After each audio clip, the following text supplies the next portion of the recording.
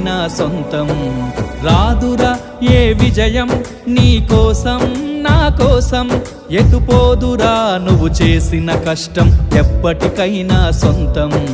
కాలంతో పయనించే వాడికి కానిది ఏముంది, సాధనతోనే సాధ్యమవ్వునని సదాశయంతో సాగర ముందుకు. రాదురా ఏ విజయం నీ కోసం నా కోసం, ఎటుపోదురా నువ్వు చేసిన కష్టం ఎప్పటికైనా సొంతం.